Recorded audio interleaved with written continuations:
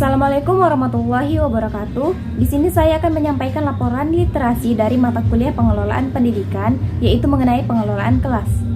Nah, pengelolaan kelas ini adalah pengelolaan pembelajaran dalam kegiatan perencanaan, pelaksanaan, dan evaluasi yang dilakukan oleh guru. Tujuan pengelolaan kelas ini yaitu untuk menciptakan atau mempertahankan kondisi yang optimal bagi terjadinya proses belajar mengajar di dalam kelas. Kemudian prinsip-prinsip pengelolaan kelas. Prinsipnya itu ada 10 prinsip. Yang pertama ada prinsip keterampilan dalam mengelola kelas. Nah, prinsip ini adalah prinsip yang wajib dimiliki oleh guru untuk mengelola kelas tersebut. Kemudian yang kedua ada prinsip kehangatan dan antusias. Yang ketiga ada prinsip penggunaan bahan-bahan yang menantang. Kemudian yang keempat ada prinsip pertimbangan penggunaan media. Lalu yang kelima ada prinsip metode mengajar. Kemudian yang keenam ada prinsip gaya mengajar. Lalu yang ketujuh ada pola interaksi. Dan yang kedelapan ada prinsip keluasan tingkah laku. Kemudian yang kesembilan ada penekanan hal-hal positif. Dan prinsip yang terakhir yaitu pengembangan disiplin pada diri siswa. Setelah prinsipnya kita bahas, kemudian ada cara untuk menerapkan prinsip-prinsip pengelolaan kelas. Nah, cara menerapkannya itu yang pertama dengan cara menyampaikan aturan dengan tegas namun penuh empati. Lalu yang kedua untuk membangun komunikasi yang baik dengan siswa dan orang tua. Jadi itu adalah strategi bagaimana guru itu membangun komunikasi yang baik antara guru dengan orang tua dan siswa. Kemudian yang ketiga, libatkan siswa dalam membuat aturan. Jadi misalnya ini dalam pemilihan perangkat kelas. Jadi siswa itu dilibatkan siapa yang akan menjadi ketua kelas, kemudian sekretaris. Jadi siswa itu diajari sejak dini untuk bermusyawarah dan membuat aturan untuk bersama. Kemudian yang keempat itu untuk amati dan pahami perilaku setiap siswa. Jadi guru itu harus memahami setiap karakter siswa nih. Jadi kalau misalnya ada suatu masalah, jadi guru itu langsung mengetahui bagaimana jalan keluar yang harus dilakukan oleh guru tersebut. Kemudian yang kelima, berikan dukungan siswa dalam belajar.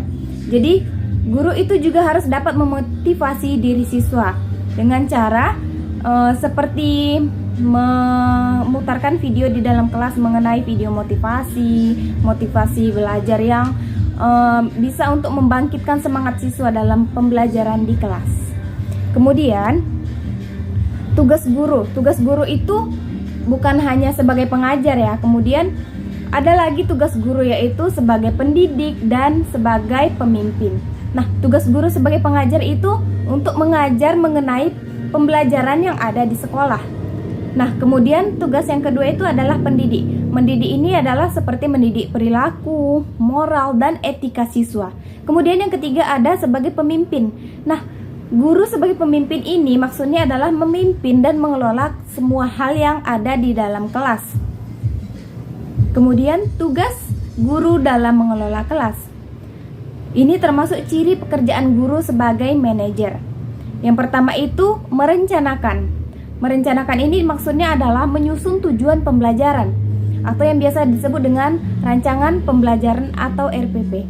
Kemudian yang kedua adalah mengorganisasikan, yaitu mengatur dan menghubungkan sumber belajar sehingga dapat mewujudkan tujuan belajar dengan cara yang paling efektif dan efisien.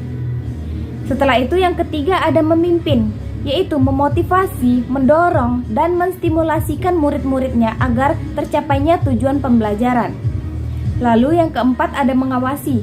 Nah, mengawasi ini yaitu melakukan penilaian, yaitu tentang pengawasan mengenai apakah fungsinya dalam mengorganisasikan dan memimpin itu telah tercapai atau belum. Nah, jika tujuan ini belum tercapai, maka guru harus menilai dan mengatur kembali situasinya dan bukan mengubah tujuannya. Walaupun keempat fungsi pengelolaan ini merupakan kegiatan yang terpisah antara satu dengan yang lain, tetapi dalam siklus kegiatannya itu memiliki keterkaitan antara satu dengan yang lainnya. Kemudian pengelompokan masalah dalam pengelolaan kelas. Yang pertama itu ada masalah individu atau kelompok. Nah, Rudolf Dirkurs dan Paul Casal mengemukakan bahwa semua tingkah laku individual merupakan upaya pencapaian tujuan untuk pemenuhan kebutuhan, yaitu untuk diterima kelompok dan kebutuhan untuk mencapai harga diri. Jadi, akibat tidak terpenuhinya kebutuhan, kemungkinan akan terjadi beberapa tindakan siswa yang dapat digolongkan menjadi tingkah laku yang ingin mendapatkan perhatian orang lain. Misalnya itu seperti siswa ini sangat aktif di kelas, maupun bisa dalam bentuk yang sebaliknya nih. Misalnya dia biasanya aktif menjadi pasif. Kemudian yang kedua itu ada tingkah laku untuk merujukkan kekuatan. Misalnya dia itu ditandai dengan selalu berdebat atau kehilangan kendali emosional pada saat marah. Selain marah, bisa juga dengan menangis atau selalu lupa aturan penting yang ada di dalam kelas. Lalu yang ketiga, tingkah laku ini bertujuan untuk menyakiti orang lain. Misalnya dia itu kalau ada masalah dia mengata-ngatai temannya, kemudian memukul, menggigit, dan sebagainya. Lalu yang terakhir itu adalah ketidakmampuannya itu dalam pembelajaran. Misalnya sama sekali menolak melakukan apapun karena semua yang dilakukannya itu akan merasa gagal menurut dia. Nah, yang kedua ada masalah kelompok. Masalah kelompok akan muncul apabila tidak terpenuhinya kebutuhan-kebutuhan kelompok, yaitu kelas menjadi tidak semangat atau frustasi, dan akhirnya siswa menjadi anggota kelompok yang pasif, acuh, tidak puas, dan belajarnya itu terganggu. Ciri-ciri kelompok dalam kelasnya itu yang pertama ada kesatuan kelompok. Kemudian yang kedua ada interaksi dan komunikasi. Yang ketiga struktur kelompok. Yang keempat tujuan kelompok. Yang kelima kontrol. Dan yang keenam iklim kelompok. Lalu yang terakhir ada masalah organisasi. Nah, pengaruh organisasi sekolah terkadang dipandang cukup menentukan dalam pengarahan perilaku siswa. Dengan kata lain ya, guru dan siswa ini dipengaruhi oleh organisasi sekolah secara keseluruhan, termasuk cara pengelompokan, kurikulum, rencana fisik, kemudian peraturan, nilai sikap, dan tindakan. Nah, kebijaksanaan dalam peraturan sekolah memberi refleksi kepada siswa terhadap sikap nilai, organisasi, tujuan, dan perilaku siswa dalam kelas.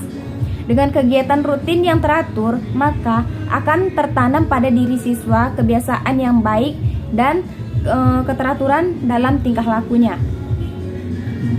Kemudian, indikator pengelolaan kelas yang berhasil. Indikatornya itu yang pertama, guru mengerti perbedaan antara mengelola kelas dan mendisiplinkan kelas. Nah, yang kedua itu setelah selesai bekerja, guru tidak merasa sangat lelah. Jadi dia merasa saat mengajar itu dia sangat merasa menyenangkan gitu saat di dalam kelas. Kemudian yang ketiga, guru mengetahui nih perbedaan antara prosedur kelas dan rutinitas kelas.